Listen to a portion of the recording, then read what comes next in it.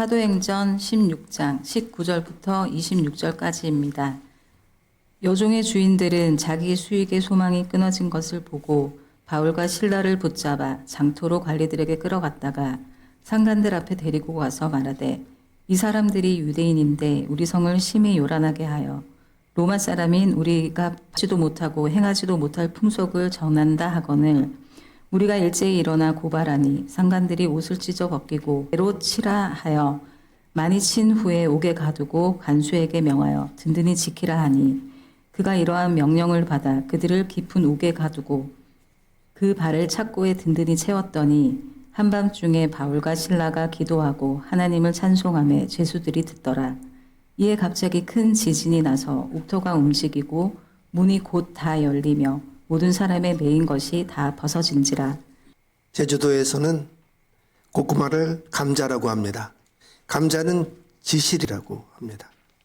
감자나 고구마는 땅속 뿌리에서 나오죠. 감자나 고구마는 열매가 아닙니다. 영양을 보관하는 굵은 뿌리 덩어리입니다. 감자를 캐듯이 감사도 좀 캐내자 하는 뜻으로 오늘 설교 제목을 감사 캐기 이렇게 했습니다. 누구나 특별하게 좋은 일이 생기면 감사하지요. 그러나 대부분 감사할 거리는 감추어져 있습니다. 특별하지 않은 일상에서 감사할 일이 별로 없습니다.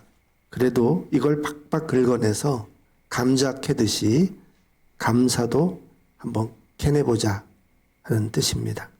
은혜 속에 우리가 파묻혀 살면서 그걸 은혜라고 느끼지를 못해요. 그 은혜를 헤아리는 능력이 부족하기 때문입니다. 갓난아이가 전적으로 부모를 의지하죠. 어린아이도 여전히 돌봄을 받습니다.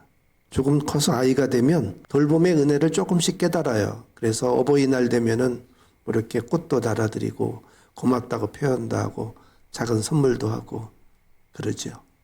청소년이 되면 좀 더 많이 깨닫습니다. 그러나 그 은혜를 온전히 알려면 저가 부모가 되어봐야 알아요. 아, 이렇게 힘든 거였구나. 돌봄이라는 게 이런 거였구나 하고 비로소 그것을 깨닫게 되지요. 내가 살아가는 게 부모의 은혜뿐이겠습니까? 무수히 많은 은혜가 나를 스쳐 지나갑니다. 모두 값을 치를 수 없는 막대한 은혜들이죠. 따스한 햇볕에 값을 치르면 얼마나 될까요? 이 신선한 산소를 값으로 치르면 얼마나 될까요? 이런 게 다 공짜죠. 우리는 매일 정말 엄청난 은혜 가운데 파묻혀 살고 있습니다. 우리는 지난 3주간 감사 노트를 썼습니다. 하루에 10가지 감사한 일을 찾는 훈련이었죠. 특별히 감사한 이벤트를 찾아서 쓰려면 몇 개 쓰고는 쓸 게 없죠. 그래서 무심히 지나칠 수 있는 소소한 감사거리를 찾아내자고 했습니다. 그런 훈련이었어요. 숨 쉬는 것 감사, 또 이렇게 잠잘 수 있는 것에 감사, 굶지 않은 것 감사, 저녁에 집에 들어갈 수 있는 것 감사, 일어설 수 있는 것도 감사, 앞이 보인다는 것도 감사. 이러면 뭐 감사할 게 무궁무진하지요. 조건이 붙은 감사는 누구나 할 수 있습니다. 문제는 감사는커녕 불행한 일이 닥쳤을 때입니다. 우리의 재난이 닥쳤을 때는 감사보다는 불평하고 원망하게 됩니다. 남들이 다 불쌍하게 여기는데 혼자 무슨 감사인가요? 처량하고 청승맞아 보일 수 있어요. 그런데도 그때 감사는 정말 꼭 필요합니다. 왜냐하면 감사는 깊은 수렁에서 우리를 끌어올려주기 때문입니다. 감사는 재앙이 그 자리에 멈추게 만듭니다. 감사는 그때부터 회복이 시작되게 합니다. 감사는 위기를 역전시켜 줍니다. 감사는 우리에게 최후 승리를 보장해 줍니다. 감사의 이런 비결이 바로 하나님이 다 지켜보고 계시기 때문이에요. 본문은 바울의 일행이 빌립보 감옥에 갇힌 이야기입니다. 귀신 들린 여자가 바울 일행을 성가시게 굴었습니다. 뒤에서 이렇게 소리쳤어요. 이 사람들은 가장 높으신 하나님의 종들입니다. 여러분에게 구원의 길을 선포하고 있습니다. 맞는 말이죠. 하지만 이게 하루 이틀이 아니었어요. 바울이 괴로웠습니다. 돌이켰고 귀신 들린 여인에게 명했습니다. 예수 그리스도의 이름으로 명하노니 그에게서 나오라. 그러자 곧 귀신이 떠나갔어요. 여자가 멀쩡해졌습니다. 동시에 점괘도 사라졌어요. 그런데 이 점괘로 뒤에서 돈을 챙기던 주인들이 있었습니다. 이들이 바울과 실라를 고발했어요. 이상한 풍속을 전한다는 겁니다. 결국 바울과 실라는 매를 맞고 감옥에 갇히게 되었습니다. 그것도 가장 깊숙한 옥이었어요. 발에 착고까지 채웠습니다. 그런데 한밤중인데도 바울과 실라는 기도하고 찬송을 불렀습니다. 거기 다른 죄수들도 많았어요. 그런데도 아무도 뭐라고 하지 않았습니다. 간수도 그걸 그냥 두었어요. 귀신을 쫓아내줬는데 억울하게 매맞고 갇혔습니다. 그런데도 태연히 기도하고 찬송하고 있다는 게 놀랍습니다. 그때 갑자기 큰 지진이 일어났습니다. 옥토가 움직이고 문이 다 열렸습니다. 심지어 죄수들을 묶어놓았던 착고까지 다 저절로 벗겨졌습니다. 착고가 벗어졌다는 건 지진 때문만이 아니죠. 이것은 기적이었습니다. 이때 졸고 있던 간수가 깜짝 놀라서 깼습니다. 보니까 옥문들이 다 열려져 있어요. 간수는 죄수들이 도망을 쳤다고 생각했습니다. 죄수를 놓쳤으니까 사형감입니다. 간수는 크게 좌절하고 칼로 자결하려고 했습니다. 그때 바울이 소리쳤어요. 내 몸을 상하게 하지 말라. 우리가 다 여기 있노라. 바울과 실라가 옥문이 열리고 착고가 벗겨졌음에도 도망치지 않았습니다. 더 놀라운 것은 다른 죄수들도 움직이지 않고 그 자리에 가만히 있었다는 거예요. 기도했더니 지진이 일어났습니다. 착고가 벗겨졌습니다. 간수도 마침 졸고 있었어요. 이것은 하나님이 주신 탈출 기회입니다. 바로 당연히 도망쳐야죠. 그래야 또 다른 마을에 가서 복음을 전할 수 있지 않습니까? 그런데 바울과 실라는 도망치지 않았습니다. 탈출이 하나님의 뜻이 아니라고 판단했기 때문이죠. 지금은 도망칠 때가 아니다. 꿈쩍하지 않는다. 다음에 어떤 일이 일어날지를 기다려본다. 바울의 이 순간 판단력이 참으로 놀랍고 지혜롭습니다. 만약에 탈출했더라면 다른 죄수들도 함께 도망을 쳤겠죠. 감옥을 지키던 이 간수는 처형을 당했을 겁니다. 바울과 실라는 지명 수배자로 쫓기는 신세가 되었을 거고요. 그 후에 바울 일행은 이 빌립보 근처에는 얼씬도 하지 못했겠죠. 탈출하지 않은 덕에 간수의 죽음을 막을 수 있었습니다. 간수가 정신을 차리고 보니 다른 죄수들도 그대로 있는 거예요. 어떻게 다른 죄수들까지 탈출하지 않고 그대로 있을 수가 있을까요? 더군다나 바울과 실라는 가장 깊숙한 감옥에 있었어요. 그러면은 출입구 가까이 있는 죄수들이야 뭐 얼마든지 도망칠 수 있는 거죠. 그런데 그들도 가만히 있었어요. 너무나 신기합니다. 이것은 바로 영적 지배력 때문이었어요. 기도와 찬송이 감옥 전체를 영적으로 제압하고 있었습니다.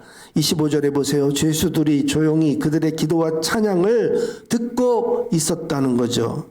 그래서 다른 죄수들이 옥문이 열리고 착고가 풀렸어도 도망치지 않았습니다. 바울과 실라의 눈치를 보고 있었던 거예요.